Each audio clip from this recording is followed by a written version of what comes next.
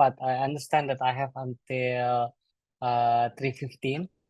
So I will try to make it very short and sharp because I would like to allocate some time for discussion or question and answer.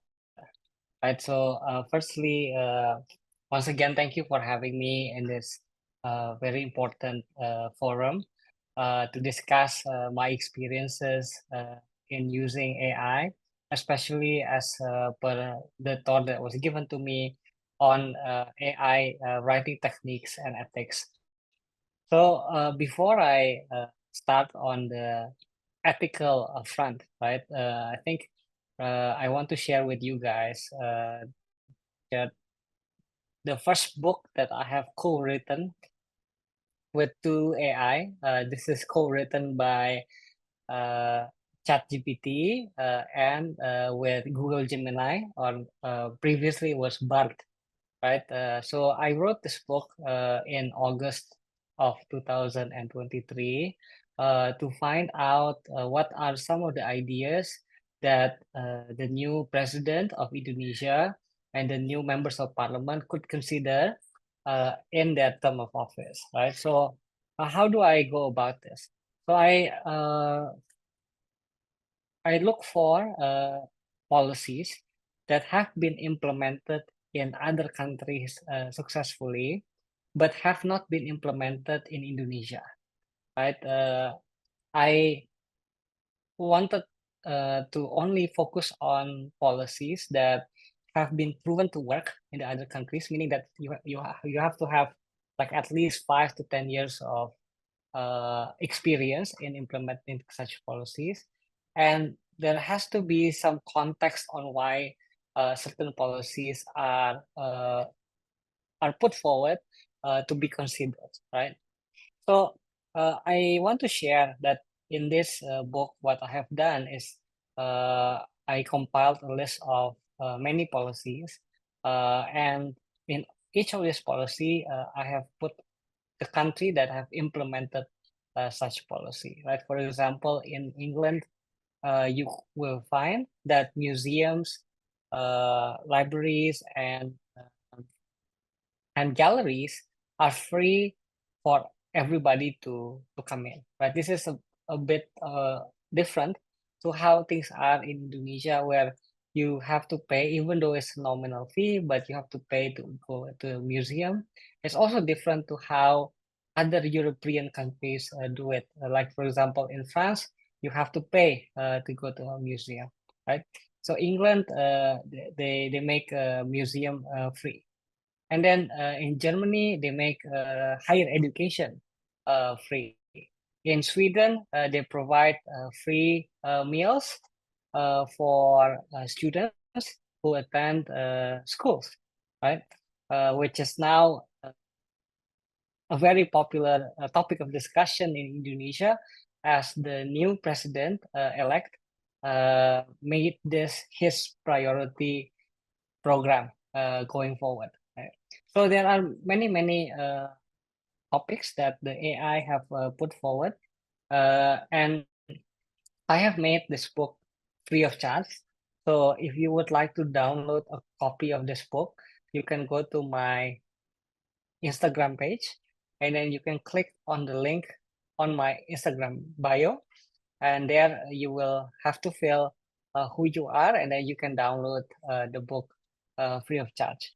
But in addition to showing you the table of content, which I made this in such a way that if a policymaker, like a presidential candidate or a president or like a busy parliamentarian reads my book, the table of content is already the summary of the book. Right? So if they don't want to look at, why are things the way things are, they can just read the table of content, which is also the summary.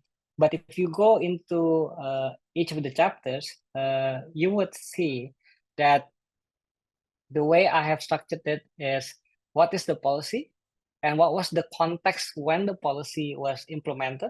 Right? For example, free higher education. This is also now a sensitive topic in Indonesia, was started in Germany in 1976 and was made to be a national policy in 2006 to 2014. In 2005, only 2.8 million, there are 2.8 million students in Germany, and only 19% of Germans have a bachelor's degree. But in 2019, 44% of Germans have a bachelor's degree, and 15% of students in Germany are of foreign national, right? And here I put in the context of how things are in Indonesia, right? In Indonesia, only 0.04% of students in higher education institutions are foreign nationals, and only 5% of Indonesians have a bachelor's degree. This is very far from Malaysia, which is 22%, Germany, as I mentioned, 44%, and Thailand now at 19%. So comparatively, even though we have more nominally, but as percentage of population, we're still far off, right? And uh, and then when you download my book, you can also read other what do you call it, uh, other things, like for example here on free school meals, right? Sweden has done it starting in 1946 and made universal in 1997. And then what are the relevance for Indonesia? But coming back, right? One of the key takeaway I want to share in this call is that you can actually ask the generative AI to structure what do you call it, their answers in any way or form, right? And in order to make their answers more useful, you have to provide the right structure, right? For example, here, the structure I use is, you have to tell me what is the policy, what was the context when the policy was implemented, what was the result of the policy, and why is it relevant for Indonesia. And I always ask the AI to provide me with a statistic that is relevant to uh, such a policy. For example, here in free school meals, the relevant statistic according to the AI is the countries with the lowest number of stunted children in the world. So in Indonesia, our stunting rate is still very high at 21% of the population. And the country with the least stunting is actually Iceland, with 1.7% of the population, right? So we are still quite far off, but this is the target that we should be aiming for, right? If there is a stunted children in these countries, it's usually a case of domestic issues. The mother or the father neglected their children or are not ready to have a children, and it's not because of inability to buy nutritious meal or inability to access nutritious meal. Now, in this book, what I have also done to help people structure their thoughts and ask AI is I actually have written like a short how-to, right? So I have written a short how-to. This is in page 195. You can ask, for example, here, identify policies that greatly influence poverty eradication in a given country, and identify countries that implemented such policies. Make a table on this. So this will help you to identify and do comparative policy making, right? And then secondly, you can ask the AI to do things like this. What are some of the most significant policies introduced by past US presidents, and what was the impact of such policies? Make a table on this. So a lot of the time when I see other people use AI, they did not specifically say make a table on this. Right? Actually, this is a very powerful prompt that you can use, because when it is in the form of table, Gen AI will also try to uh, figure out what are some of the right columns. Like for example, in this case, they would put in, the name of the past U.S. president, and then what is the second column is usually the policy that was introduced, and then the third column is the impact of such policy, right? And then you can also use Gen AI to ask things like this. Compare the economic growth of Indonesia and China. What policies could possibly explain the difference in economic growth of these two countries? This is a very powerful way to study, because the ability of Gen AI now to access the world's information is very effective. I mean, like, compared to our ability as human beings to access information, and they would be able to deduce what various sources of data are saying, and then you can double check their assumptions, right, and their deductions, right? So also, you one way to make a strong case to back up your arguments with data is this. Like, for example, make a table that showcases the quantitative impact of Brazil's Bolsa Familia program. This is a conditional cash transfer program. And when you put in words like quantitative impact, then the Gen AI will have to provide you with like percentages of poverty rate, and then percentages of children stunted and things like that, and then they will have to provide you with the time dimension also.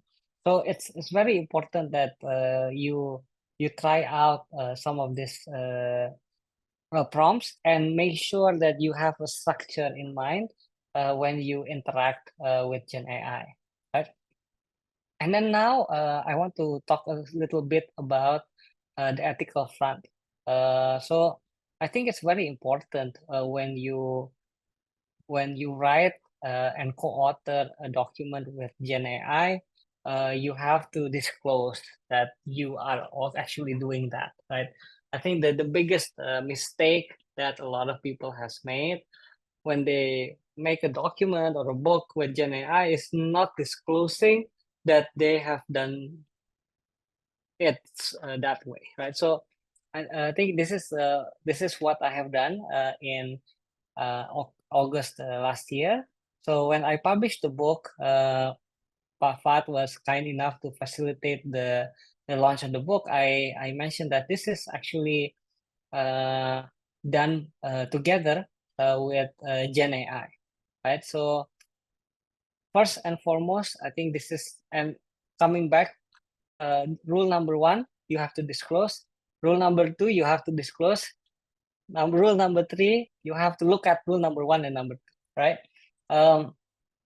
Because by doing so, you give credit where credit is due, and also you inspire other people to try to use AI their advantage, right? Because I think in the near future,